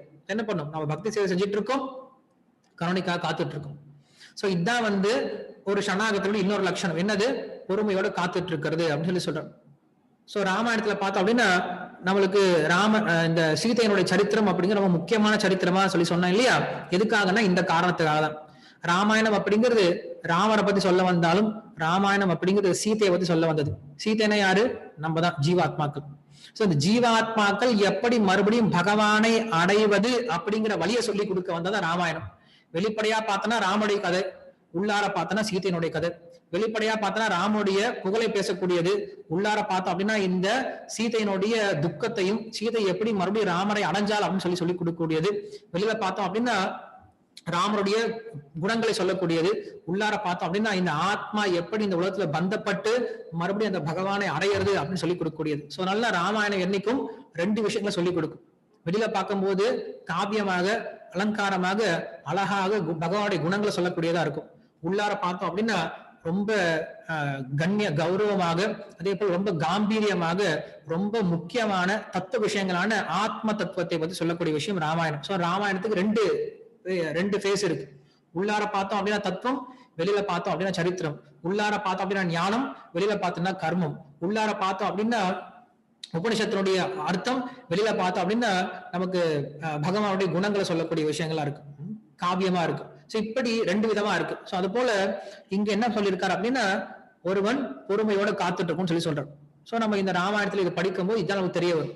ராமாயணம் அப்படின்னாவே சீத்தைய கடத்திட்டு போன விஷயம் தான் நமக்கு முதல்ல ஞாபகம் வரும். எது ஞாபகம் வர போறது கிடையாது. சோ என்ன ஆகுது, லங்கை அப்படிங்கிறது இந்த சரீரத்தை போன்றது. இந்த சரீரத்துல நான் எனது அப்படின்னு சொல்லக்கூடிய ராவணன் கும்பகர்ணன் இருக்காங்க. அதுக்கும் மேல இந்திரசித்து சுபாலி அப்படின்னு சொல்லக்கூடிய பல்வேறு விதமான ஜம்புமாலன்னு சொல்லக்கூடிய பல்வேறு விதமான ராட்சசர்கள் இருக்காங்க. இவங்க எல்லாமே காமக்ரோத லோபங்களை குறிக்கக்கூடியவர்கள். சோ இப்படி இந்த உடம்புல இந்த சீதை அப்படின்னு சொல்லக்கூடிய இந்த ஜீவாத்மா மாட்டிக்கிட்ட என்ன பண்றான் அப்படின்னா அவன் பொறுமையோட சரணாகதி பண்ணிட்டு காத்துட்டு இருக்கான்.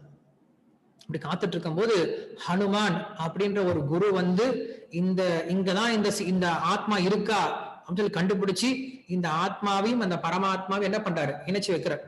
அதனாலதான் இந்த ராமாயணம் அப்படிங்கிறது இந்த ஆத்மாவை எப்படி பகவானோட இணைக்கிறது அப்படின்ற விஷயத்த சொல்ல வந்ததுனாலதான் சீதாயாக சரித்திரம் மகத்து அப்படின்னு சொல்லி சொல்றாங்க. சோ ஒருத்தர் என்ன பண்ணும், சரணாகதி பண்ண பின்னாடி ரொம்ப பொறுமையோட காத்துட்டு இருக்கணும், குருவனுடைய கருணைக்காக காத்துட்டு இருக்கணும், பகவானுடைய கருணைக்காக காத்துட்டு இருக்கணும் அப்படின்னு சொல்றாரு. சோ இதுல விபீஷணன் என்ன பண்றான் அப்படின்னா அறிவை குறிக்கக்கூடியவன். விபீஷன் என்ன பண்ணா, இங்கதான் இருந்தான், இந்த அசுரர்களோட சுத்திட்டு இருந்தான். ஆனா அவன் என்ன பண்றான், திடீர்னு போய் ராமர்கிட்ட சேர்ந்துட்டான். அது போல நம்ம ஞானத்தை என்ன பண்ணணும் அப்படின்னா ராமர் பக்கம் கொண்டு போயிடும். இந்த நான் எனது அப்படின்ற அகங்காரம், இந்த காமக்ரோத லோபங்கள் நம்ம ஒண்ணும் பண்ண முடியாது. என்ன பண்ணும், இதுக்கெல்லாம் மேல இருக்கக்கூடிய அந்த புத்தியை நம்ம என்ன பண்ணும், ராமர் கிட்ட வச்சுட்டோம் அப்படின்னா ராமர் மத்தது எல்லாத்தையும் அழிச்சிட்டு லங்கையை வந்து கொளுத்திட்டு என்ன பண்ணுவார், சீதையை தூக்கிட்டு போயிடார். அது போல நம்ம என்ன பண்ணும், இந்த உடம்பு நம்ம எதுவும் பண்ண முடியாது. இந்த உடம்பு கிடைச்சிருச்சு, இது பிராரப்த கர்மத்தால கிடைச்சிருச்சு. இந்த உடம்பு நம்ம இவளை மாத்தி அமைக்க முடியாது. என்ன பண்ணலாம், நம்முடைய ஞானத்தை என்ன பண்ணும், பகவான் கிட்ட வச்சிடணும். அப்படி வச்சுட்டோம் அப்படின்னா அந்த பகவான் என்ன பண்றாரு, இந்த உடலை அழித்து நமக்குள்ள இருக்கக்கூடிய காமக்ரோதங்களை அழித்து நான் எனது அப்படின்ற அகங்காரத்தை அழித்து இந்த ஆத்மா அப்படிங்கிற இந்த சீதையை கொண்டு போயிடுறார் ஹனுமான் அப்படின்னு சொல்லக்கூடிய ஆச்சாரியனுடைய உதவினால அப்படின்னு சொல்றார். இதுக்கு தேவை என்னது, பொறுமை அப்படின்ற விஷயம். இது 11வது விஷயம் அப்படின்னு சொல்றாங்க. 12வது விஷயம் என்ன அப்படின்னா இந்த உடல் இருக்கிற வரைக்கும் ஒவ்வொருத்தரும் தங்களுடைய கடமை செஞ்சே ஆகணும். ராமர் எப்படி இந்த உலகத்துல வரும்போது என்ன பண்றாரு, தன்னுடைய கடமை செஞ்சுட்டு இருந்தார். அவர் எங்க இருந்தாலும் தன்னுடைய கடமை செஞ்சுட்டு இருந்தார். ஒரு கணவனாக, ஒரு மகனாக, ஒரு ராஜாவாக கடைசி வரைக்கும் அந்த கடமை பண்ணார், பகவானாகவே இருந்தாலும். சோ அப்படி என்ன பண்ணும், ஒருத்தர் இந்த உலகத்தில் இருக்கும் போது அவங்களுக்குன்னு கொடுக்கப்பட்ட அந்த வர்ணாசிரம தர்மத்தினுடைய கடமைகளை தொடர்ந்து செஞ்சுட்டு இருக்கணும் அப்படிங்கிறது 12வது விஷயம். 13வது விஷயம் என்ன அப்படின்னா இந்த சரணாகத்தன் எப்படி இருக்கணும் அப்படின்னா என்னைக்குமே பகவானுடைய சன்னிதானத்திலேயே வாழ கத்துக்கணும் அப்படின்னு சொல்றார். அப்படின்னு என்ன அர்த்தம், எங்க பகவானுக்கு தினசரி பூஜை நடந்துட்டு இருக்கோ, எங்க பகவானுடைய ஸ்ரீ விக்கிரகம் அப்படிங்கிற பிரதிஷ்டை பண்ணப்பட்டு அந்த விக்கிரகத்துக்கு எல்லா விதமான ஆராதனைகள் நடந்துட்டு இருக்கோ அப்படிப்பட்ட இடத்துல தங்கிட்டு இருக்கும்னு சொல்றாரு. சோ நம்ம சைத்தன்ய மகாபுரம் இதான் சொல்றாரு இல்லையா. சைத்தன்ய மகாபுரம் நம்மளுக்கு பக்தி விஷயத்துல 5 முக்கியமான விஷயம் சொல்றார். என்னன்னது, நாம கீர்த்தனம், பகவானுடைய நாமத்தை சொல்றது. 2வது பாகவத சிரவணம், பாகவதம் கேட்கறது. பக்த சங்கம், பக்தோடைய சங்கத்துல இருக்கிறது. அதுக்கப்புறம் மதுரவாஸ், பகவானுடைய ஸ்தலம் எங்க இருக்கோ, பகவான் எங்க தங்கி இருக்காரோ, புனித ஸ்தலம் எங்க இருக்கோ அப்படிப்பட்ட இடத்துல இருக்கணும் அப்படின்னு சொல்றாரு. சோ இப்படி இங்க என்ன சொல்லப்படுது அப்படின்னா 13வது விஷயமா இந்த ராமாயணம் என்ன சொல்லுது அப்படின்னா ஒருவன் பகவான் எங்க இருக்காரோ, இல்ல பகவானுடைய விக்கிரகம் எங்க இருக்கோ, இன்னைக்கு பகவான்னா பகவானுடைய விக்கிரகம் தான், பகவானுடைய விக்கிரகத்துக்கும் பகவானுக்கு வித்தியாசம் கிடையாது. சோ அந்த பகவானுடைய விக்கிரகம் எங்க இருக்கோ, பகவானுக்கு நித்தியப்படி எங்க பூஜை நடந்துட்டு இருக்கோ, எங்க ஆராதனை நடந்துட்டு இருக்கோ, எங்க சேவை நடந்துட்டு இருக்கோ, அப்படிப்பட்ட இடத்துலதான் ஒருத்தர் வாழணும்னு சொல்லி சொல்றார். அதனால அன்னைக்கு அக்ரஹாரம் கட்டிட்டு இருந்தாங்க, கோயில் வச்சு அந்த கோயில் சுத்தி தான் வீடுலாம் கட்டிட்டு இருந்தாங்க. சோ நம்ம என்ன பண்ணோம், ஒருத்தன் பகவான் கிட்ட சரணாகதி பண்ணி அந்த பகவானுடைய கருணையை பெறணும்னு நினைச்சீங்க அப்படின்னா என்ன பண்ணுங்க, உங்க வீட்டையே கோயிலா மாத்திக்கணும், இல்லைன்னா கோயில் பக்கத்துல வந்து இருக்கிறது ரொம்ப முக்கியமான விஷயம் அப்படின்னு சொல்லி சொல்றாங்க. இது 13வது விஷயம். 14வது விஷயம் என்ன அப்படின்னா, ஒருவன் தன்னுடைய நேரத்தை என்ன பண்ணும் அப்படின்னா, தனக்கு இருக்கக்கூடிய நேரத்தை பகவானை பற்றி பேசுறதுனாலையும் கேட்கறதுனாலையும் ஞாபகப்படுத்திக்கிறதுனாலையும் மற்றவர்களுக்கு சொல்லி கொடுக்கறதையும் உபயோகப்படுத்தணும்னு சொல்லி சொல்றார். ஒருத்தனுடைய காலத்தை மற்ற எந்த விஷயத்துக்கும் விரயம் பண்ணக்கூடாதுன்னு சொல்லி சொல்றாரு. ஸ்ரீ பராசர பட்டர் என்ன பண்ற அப்படின்னா, குணரத்ன கோஷம் அப்படிங்கிற ஒரு கிரந்தத்துல இதை ரொம்ப தெளிவா சொல்லி கொடுக்கிறார். நம்மளுக்கு ஒரு சின்ன ஹிண்ட் கொடுக்கிறார், எப்படி நம்மளுடைய நேரத்தை ஸ்பெண்ட் பண்ணு சொல்லி சொல்றார். என்ன சொல்ற அப்படின்னா, பிராத்துர் தியூத பிரசங்கேன அப்படின்னு சொல்லி சொல்றார். ஒரு மனுஷனுக்கு 3 காலம் இருக்கு, காலை மதியம் இரவு 3 காலம் இருக்கு. இந்த 3 காலத்தை எப்படி உபயோகப்படுத்தணும்னு சொல்லி சொல்றார். காலைல எந்திரிச்சுன்னா டிஃபன் சாப்பிட்டுட்டு, மத்தியானம் நல்லா விருந்து சாப்பிட்டு, நைட்டு மறுபடியும் டிஃபன் சாப்பிட்டு படுத்து தூங்க சொல்லி சொல்ல, இல்ல காலையில வந்து சன் டிவி, மத்தியானம் ஜெயா டிவி, நைட்டு வந்து இன்னொரு டிவின்னு சொல்லி சொல்ல. என்ன சொல்ற அப்படின்னா, பிராத்து காலையில தியூத பிரசங்கேன, தியூத பிரசங்கேன அப்படின்னா தாயம் விளையாண்டவங்களை பத்தி தெரிஞ்சுக்கணும் அப்படின்னு சொல்லி சொல்றாரு. மாத்தியே ஸ்திரீ பிரசங்கத்தா, மத்தியான நேரத்துல பெண்ணுடைய சரித்திரத்தை பத்தி தெரிஞ்சுக்கணும். அப்புறம் ராத்திரோ சோர பிரசங்கேன, இரவு நேரத்துல திருடனுடைய கதையை தெரிஞ்சுக்கணும். இப்படி காலோ கச்சது தீமதா அப்படின்னு சொல்லி சொல்றோம். இப்படியாக தீமதா அப்படின்னா புத்திசாலி தன்னுடைய நேரத்தை கழிக்கிறான்னு சொல்லி சொல்றார். இதனால இந்த 3 விஷயங்களை செய்யறதுனால என்ன பண்றான், காலையில சூதாட்டத்தை பத்தி தெரிஞ்சுக்கிறான், மத்தியானம் ஒரு பெண்ணை பத்தி தெரிஞ்சுக்கிறான், இரவு நேரத்துல திருடனை பத்தி தெரிஞ்சுக்கிறான். என்ன அப்படின்னா, காலையில சூதாட்டம் அப்படின்னா மகாபாரதம், மத்தியானம் பெண் அப்படின்னா சீதை அதாவது ராமாயணம், இரவு நேரம் அப்படின்னா திருடன்னா யாரு, கிருஷ்ணன். சோ கிருஷ்ணனுடைய சரித்திரம். இப்படி ஒரு புத்திசாலி 3 நேரத்திலையும் 3 விதமான விஷயங்களை படிச்சு தெரிஞ்சுக்கிட்டு தன்னுடைய நேரத்தை கழிச்சுக்கிட்டு இருக்கணும். இதுதான் சரணாகதன் பண்ணக்கூடிய விஷயம் அப்படின்னு சொல்லி சொல்றோம். அதுக்கப்புறம் 15வது விஷயமா என்ன சொல்ற அப்படின்னா, ஒருவன் என்னைக்குமே இந்த ராமாயணத்தை நித்தியமா பாராயணம் பண்ணிட்டு இருக்கணும். ஏன்னா ராமாயணம் அப்படிங்கிறது நேரடியாக சாட்சாத் வேதத்தினுடைய ஒரு விளக்கமா இருக்கு. வேதம் முழுமையான அவரால் படிக்க முடியாது. அதே போல ராமாயணம் அப்படிங்கிறது காயத்ரி மந்திரத்தினுடைய விளக்கமா இருக்குன்னு சொல்லி சொல்றாங்க. சோ காயத்ரி மந்திரம் அப்படிங்கிற எல்லாரும் சொல்லக்கூடாது. காயத்ரி மந்திரம் அப்படிங்கிறது ஒரு சரியான குருவை அணுகி அவர்கிட்ட தீட்சை வாங்கின சொல்ல முடியும். அந்த காயத்ரி மந்திரத்தை எல்லாரும் சொல்றதுக்கு வாய்ப்பு என்ன அப்படின்னா ராமாயணம் தானே. ஏன்னா ராமாயணத்துல பார்த்தோம் அப்படின்னா 24,000 ஸ்லோகம் இருக்கு. காயத்ரி மந்திரம் 24 எழுத்துக்கள் கொண்டது. அந்த ராமாயணத்தினுடைய ஒவ்வொரு 1000 ஸ்லோகத்திலையும் ஒவ்வொரு எழுத்து சொல்லப்பட்டிருக்கு. உதாரணத்துக்கு முதல் ஸ்லோகம், ராமாயணத்துடைய முதல் ஸ்லோகம் என்னது, தபஸ்வாத்தியாய நிரதம். சோ முதல் எழுத்து என்னது, த. சோ இந்த த அப்படிங்கிற வார்த்தையில இருந்தா ராமாயணம் ஆரம்பிக்குது. சோ அந்த மாதிரி இந்த ராமாயணத்துல ஆரம்பிக்கிற மாதிரிதான் காயத்ரி மந்திரத்துடைய முதல் எழுத்து என்னது, தத் சவிதுர் த அப்படின்னு ஆரம்பிக்குது. சோ நீங்க 1001வது ஸ்லோகம், 2001வது ஸ்லோகம், 3001வது ஸ்லோகம், 4001வது ஸ்லோகம் எப்படின்ட்டு நீங்க இந்த ஸ்லோகத்தெல்லாம் எடுத்து பாத்தீங்க அப்படின்னா அதுல முதல் எழுத்து எடுத்து பாருங்க. முதல் எல்லாத்தையும் எடுத்து போட்டீங்க அப்படின்னா மொத்த காயத்ரி மந்திரம் வந்துடும். சோ ராமாயணத்தை அப்படி அமைச்சு வச்சிருக்காராம் வால்மீகி ரிஷி. சோ அப்படி இந்த ராமாயணம் அப்படிங்கிறது மொத்த காயத்ரியினுடைய விளக்கம் அப்படின்னு சொல்லி சொல்லப்படுது. சோ அதே போல நீங்க பாத்தீங்கன்னா முதல் காண்டம், ராமாயணத்துடைய முதல் ஸ்கந்தம் என்னது, பாலகாண்டம். சோ பாலகாண்டத்துல என்ன சொல்லப்படுறது அப்படின்னா, முழுமுதற் கடவுள் யாரு அப்படின்னு சொல்லி சொல்லப்படுது. தத் சவிதுர், நம்மளுக்கு காயத்ரி மந்திரம் இருக்கு, தத் சவிதுஹு அப்படின்னு சொல்லி சொல்றாங்க. அப்படின்னா அந்த முழுமுதற் கடவுள் அப்படின்னு அர்த்தம்.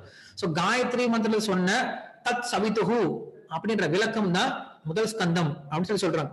வரேண்யம், வரேண்யம் அப்படிங்கிறது அப்படிப்பட்ட குணங்களை கொண்டவர். இந்த குணங்கள் அப்படிங்கிறது 2வது ஸ்கந்தம், 4வது ஸ்கந்தம். இதுல பகவானுடைய அநேகமான குணங்களை சொல்லப்பட்டதுனால இது வரேண்யம் அப்படின்றதுக்கான விளக்கம். வர்க்கஹ, வர்க்கஹ அப்படின்னா அப்படிப்பட்ட ஒரு பிரகாசத்தை உடையவர் அப்படின்னு சொல்லி சொல்றாங்க. இது 3வது ஸ்கந்தத்துல பாக்குறோம். ராமாயணத்துடைய 3வது ஸ்கந்தம் அப்படிங்கிறது வர்க்கஹ அப்படிங்கிற விஷயத்த சொல்லக்கூடியதா இருக்கு. தேவஸ்ய, அந்த தேவனுக்கு அப்படிப்பட்ட கல்யாண குணங்கள் இருக்கு. அதே போல அவனுடைய சரீரம் அப்படிங்கிறதும் அப்படிப்பட்ட கல்யாண குணங்களை கொண்ட சரீரம் அப்படின்னு சொல்லக்கூடிய தேவஹ. தத் சவிதுர் வரேண்யம் பர்கோ தேவஸ்ய தீமஹி. இந்த வார்த்தை இருக்கு இல்லையா, இந்த வார்த்தையை வந்து என்ன பண்றாரு, ராமாயணத்துடைய ஒவ்வொரு ஸ்கந்தத்திலையும் விளக்கிட்டு வராராம். அதுல தேவசிய அப்படின்றது 5வது ஸ்கந்தம் அப்படின்ட்டும், தீமகி அப்படிங்கிறது 6வது ஸ்கந்தம் அப்படின்ட்டும், கடைசியில் இருக்கக்கூடிய வார்த்தைகள் எல்லாமே 7வது ஸ்கந்தம். 7வது ஸ்கந்தம் அப்படிங்கிறது அந்த பகவானை அடைஞ்ச பின்னாடி அடையக்கூடிய பலன் அப்படி சொல்லக்கூடியது. சோ இப்படி தியோ யோனக பிரச்சோதயாத் அப்படின்னு சொல்லக்கூடியது 7வது ஸ்கந்தம் சொல்லப்பட்டிருக்கு. சோ இப்படி ராமாயணம் அப்படிங்கிறது வேதத்துடைய முழு விளக்கமாகவும் காயத்ரி மந்திரத்துடைய விளக்கமாகவும் இருக்கிறதுனால இந்த ராமாயணத்தை ஒருத்தர் தினசரி படிக்கணும் அப்படின்னு சொல்லிட்டு சொல்றாங்க. நம்ம ராமாயணத்தை முழுமையா படிக்க முடியல அப்படின்னாலும் ராமாயணத்துடைய முதல் அத்தியாயத்தை எடுத்து படிச்சீங்க அப்படின்னா 1000 ஸ்லோகம், வெறும் 100 ஸ்லோகம் தான், 97 ஸ்லோகம் தான் இருக்கு. அந்த 97 ஸ்லோகத்தை படிச்சோம் அப்படின்னா மொத்த ராமாயணம் அதுல வந்துடும். சோ ராமாயணத்துடைய சாரம் என்ன பண்ணிருக்காரு வால்மீகி ரிஷியே, நீங்க மொத்த ராமாயணம் படிக்க முடியல அப்படின்னாலும் முதல் 97 ஸ்லோகத்தை படிங்க, மொத்த ராமாயணத்தை படிச்ச பலன் கிடைக்கும் சொல்லி சொல்றார். இது ராமாயணத்தை படிக்கக்கூடிய விதம் அப்படின்னு சொல்லிட்டு 15வது விஷயமா சொல்றார். 16வது விஷயம் என்ன அப்படின்னா, ராமாயணத்தை படிச்சுட்டு மற்ற எந்த கிரந்தங்களுக்கு போகக்கூடாது. மற்ற எந்த கிரந்தங்கள் அப்படின்னா அபசம்பிரதாயங்கள், புத்த மதமோ ஜெயின மதமோ இல்ல மற்ற மதங்கள், மற்ற பாஷண்ட மதங்கள்லாம் இருக்கு இல்லையா, மற்ற பௌதிகமான மதங்கள் கொண்ட எந்த விதமான விஷயத்தையும் ஒருத்தன் படிக்க கூடாது அப்படின்னு சொல்லக்கூடியது 16வது விஷயம் சொல்லி சொல்றாரு. 17வது விஷயம் என்ன அப்படின்னா, இந்த உலகத்துக்கு வந்துட்டோம் அப்படின்னா எவ்வளவு பெரிய நபரா இருந்தாலும் அவன் துன்பப்பட்டுதான் ஆகணும். அதனால என்ன பண்ணும், ஒருவன் இந்த உலகத்திலிருந்து வெளியில போறதுக்கு முயற்சி பண்ணும். பரீட்சலோகான் கர்மச்சிதான் நிர்வேத மாதாய தத் விஜயானார்த்தம் ச குருமேவா அபிகச்சே சமித்பாணிகி சோத்ரியம் பிரம்மனிஷ்டம் அப்படின்னு உபனிஷத் சொல்லி கொடுக்குது. ஒருவன் இந்த உலகத்தை நல்லா பரீட்சை பண்ண பின்னாடி இந்த உலகத்துல நான் செஞ்சு அடைய வேண்டிய விஷயம் ஒண்ணும் கிடையாதுடா அப்படின்னு சொல்லிட்டு சலிப்பு தட்டி எனக்குன்னு சொந்தமான எனக்குன்னே காத்திருக்கக்கூடிய அந்த பொக்கிஷம் எனக்கு இருக்கா அப்படின்னு தெரிஞ்சுக்கிட்டு அந்த பொக்கிஷம் இருக்குன்னு சொல்லி சொல்லும் போது அந்த உயர்ந்த தனக்குன்னு சொந்தமான தனக்குன்னு காத்துட்டு இருக்கக்கூடிய தனக்கு மட்டுமே சொந்தமான அந்த உயர்ந்த பொருளை தெரிந்து கொள்வதற்காக ஒருவன் குருவை அணுகிறான் அப்படிங்கிற விஷயம் தான் உபனிஷத் சொல்லி கொடுக்குது. அதனால இந்த உலகத்துல வந்துட்டோம் அப்படின்னா கண்டிப்பா துன்பம் இருக்குதான் செய்யும். துன்பம் இல்லா நபரே கிடையாது. சோ ராமராக இருந்தாலும் ராமர் பகவான் தான், அப்பா தசரதன் தான், அம்மா கௌசல்யா தான், மனைவி சீதா தான், தம்முடைய தம்பிமார்கள்லாம் வந்து லக்ஷ்மணர் பரத லக்ஷ்மணர்கள் தான், தன்னுடைய நபர்கள் யாருன்னா அயோத்தியா வாசிகள் தான், நண்பர்கள் யாரு சுக்ரீவாதிகள் தான். சோ இப்படி எல்லாம் பர்ஃபெக்டா அமைஞ்சிருந்துச்சு ராமருக்கு. ஒரு சொல்லுவான், எனக்கு வந்து குடும்பம் சரியில்லை, என்னோட சொசைட்டி சரியில்லை, என்னுடைய அப்பா சரியில்லை, என்னுடைய அம்மா சரியில்லை, என்னுடைய தம்பி சரியில்லை, என்னுடைய மனைவி சரியில்லை, இதனால எனக்கு பிரச்சனை எல்லாம் சொல்லுவான். நிறைய பேர் சொல்றது உண்டு, இவங்களால பிரச்சனை அப்படின்ட்டு. ஆனா ராமாயணத்துல பார்த்தோம் அப்படின்னா ராமருக்கு எல்லாம் சரியா அமைஞ்சிருந்துச்சு, அப்படி இருந்தும் துன்பப்பட்டார். சோ இதுதான் ராமாயணத்துல நம்ம புரிஞ்சுக்க வேண்டிய விஷயம். இந்த உலகத்துக்கு வந்துட்டோம் அப்படின்னா பகவானாகவே இருந்தாலும் மனித ரூபத்துல வந்துட்டோம் அப்படின்னா அவன் துன்பப்பட்டுதான் ஆகணும். எதற்காக அப்படின்னா இந்த உலகத்துல இருந்து அப்பதான் வெளில போறதுக்கு அவனுக்கு ஆசை வருமா. சோ அதனால இந்த உலகத்துல துன்பம் அப்படிங்கறத கொடுக்கறதே எதுக்காக, ஏன் துன்பப்படுறேன் அப்படின்னு கேள்வி கேட்கறதுதான் துன்பம் கொடுக்குறார். அது கேள்வி கேட்காம அவன் துன்பம் கொடுக்கல அப்படின்னா அவன் கேள்வி கேட்க போறதே கிடையாது, அவன் பகவான் கிட்ட வரப்போறதே கிடையாது. அதனால இந்த உலகத்துல இருந்து ஒருத்தன் வெளியில போவதற்காக முயற்சி பண்ணும். இது 17வது விஷயம். 18வது விஷயமா 64 கலைகள், சாஸ்திரங்கள் 64 கலைகள் சொல்லப்பட்டிருக்கு. இந்த 64 கலைகளை ராமாயணத்தில் நம்ம அங்கங்க படிச்சு தெரிஞ்சுப்போம். சோ பகவானுக்கு உண்டான இந்த 64 கலைகள் என்ன அப்படிங்கிற விஷயம் தெரிஞ்சுக்கிறோம். சோ இப்படியாக இந்த ஸ்ரீ ராமாயணம் அப்படிங்கிறது 18 ரகசிய அர்த்தங்களை கொண்டு உள்ளது அப்படின்னு சொல்லிட்டு நம்மளுக்கு திருமலை நம்பி அப்படின்றவர்கிட்ட இருந்து ராமானுஜர் கத்துக்கிட்டார் அப்படின்னு விஷயம் பார்த்திருக்கோம். சோ இந்த 18 விஷயங்களை ஒருத்தர் என்ன பண்ணலாம் அப்படின்னா ராமாயணத்துல தெரிஞ்சுக்கலாம் அப்படின்னு சொல்றோம். ராமாயணத்தை தெரிஞ்சுக்கிட்டான் அப்படின்னா அவன் ராமரை புரிஞ்சுக்கிறான். எப்ப ராமரை புரிஞ்சுக்கிட்டானோ அவன் மறுபடியும் இந்த உலகத்துல பிறவி எடுக்கிறது கிடையாதுன்னு சொல்றாங்க. சோ அதனால ஏதோ இன்னைக்கு ராமநவமி, இன்னைக்கு உட்காந்து ராமாயணம் கேட்டுறோம், அப்புறம் மறுபடியும் அடுத்த வருஷம் ராமநவமி அப்பதான் ராமாயணம் கேட்கணும் அப்படின்னு கிடையாது. நான் வந்து போன வாரம் ஒருத்தர்கிட்ட பேசிட்டு இருந்தேன். சோ நம்ம வந்து ராமாயணம் ஆரம்பிக்கலாமான்னு சொல்லி கேட்டேன். இப்ப இனிமேல யார் ராமாயணம் கேட்க மாட்டாங்க, சீசன் போயிடுச்சு. ஏன்னா சீசன் அப்படிங்கிறது ராமநவமி வந்தா ராமாயணம் கேட்பாங்க, பாகவதம் கிருஷ்ண ஜென்மாஷ்டமி வந்தா கிருஷ்ணரை பத்தி கேட்பாங்க, வராக துவாதசி அப்படின்னா வராகரை பத்தி கேட்பாங்க, நரசிம்ம சதுர்தசினா நரசிம்மரை பத்தி படிப்பாங்க. சீசனுக்கு தகுந்த மாதிரி இல்லையா. சோ பகவான் அப்படின்ற சீசனுக்கு தகுந்த மாதிரி படிக்க வேண்டியவர் கிடையாது. சததம் அப்படின்னு சொல்றாங்க, எப்பயுமே சொல்றாரு. அவர் சொன்னது அப்படிதான். ராமாயணம் தான் இப்ப முடிய போகுது, ராமாயணம் முடிய போகுது, இனிமேல் ராமாயணம் யார் படிக்க போறாங்க, இனிமேல் அடுத்த வருஷம் ராமாயணம் படிச்சா போதும் அப்படின்னு சொன்னார். அடுத்த வருஷம் ராமாயணம் கிளாஸ் கொடுத்தா போதும் சொன்னார்.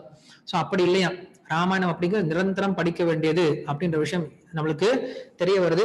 சோ அதனால ராமாயணத்துடைய விஷயங்கள் என்னன்னு நம்ம பேசிட்டோம்.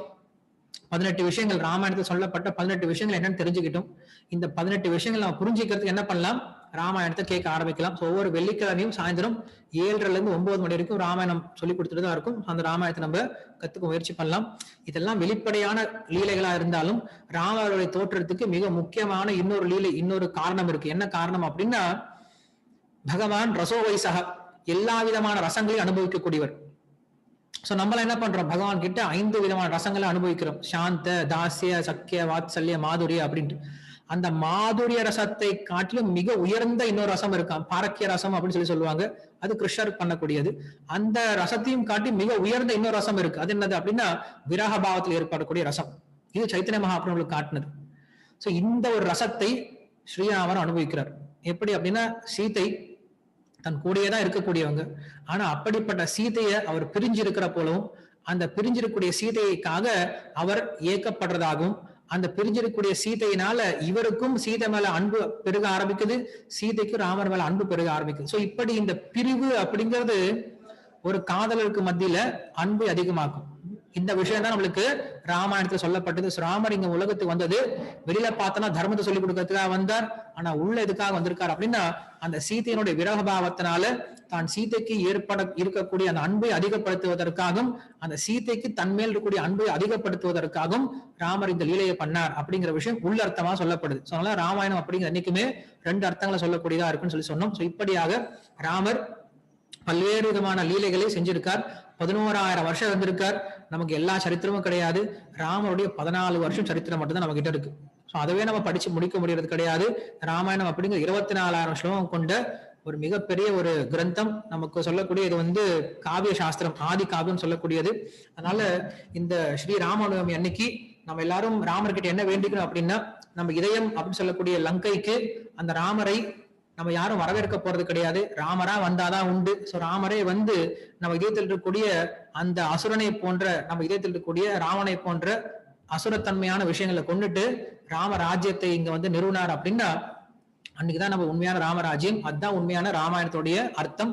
அதுதான் ராம அவதாரத்துடைய உண்மையான பிரயோஜனம் அப்படின்ற விஷயத்தை புரிஞ்சுக்கிட்டு நம்ம என்ன பண்றோம், அந்த ராமரை நம்ம இதயத்துல வரவேற்கிறதுக்கு என்ன பண்ணும், ஒண்ணும் பண்ண தேவையில்லை. உட்காந்து ராமாயணத்தை கேட்டா போதும், ராமர் இயற்கையாகவே இதயத்துக்கு தங்கிடுறாரு. சோ அதனால அவங்க எல்லாருக்கும் இந்த ராமநவமி அன்னைக்கு ஸ்ரீ ராமநவமியினுடைய சிறப்பு தின நல்வாழ்த்துக்களை சொல்லிட்டு எல்லாரும் என்ன பண்ணலாம் அப்படின்னா, ஏதோ ஒரு நாள் மட்டும் வருஷத்துக்கு ராமாயணம் கேட்காம வருடம் முழுக்க நம்ம ராமாயணமும் மகாபாரதமும் பாகவதமும் பகவத்கீதையும் கேட்டுக்கிட்டு நம்முடைய வாழ்க்கையை முழுமையாக கிருஷ்ண உணர்வா மாத்திக்கணும் அப்படிங்கறத எல்லாருடைய ஆசையா இருக்கனால அதை நம்ம செய்ய முயற்சி பண்ணலாம். ஸ்ரீ ராமச்சந்திர பகவான் கி ஜெய், ஸ்ரீதாராம் லக்ஷ்மண் ஹனுமான் கி ஜெய், ஸ்ரீல பிரபுபாத் கி ஜெய். ஹரே கிருஷ்ணன். ஓகே, இப்ப ஆரத்தி இருக்கும். அங்க ராமருக்கு ஆரத்தி நடந்துட்டு இருக்கும். சோ ஆரத்தி நீங்க பார்க்கலாம். இன்னைக்கு சாயந்தரம் பாகவதம் கிடையாது, மறுபடியும் நாளைக்கு நம்ம பாகவத்துல பார்க்கலாம்.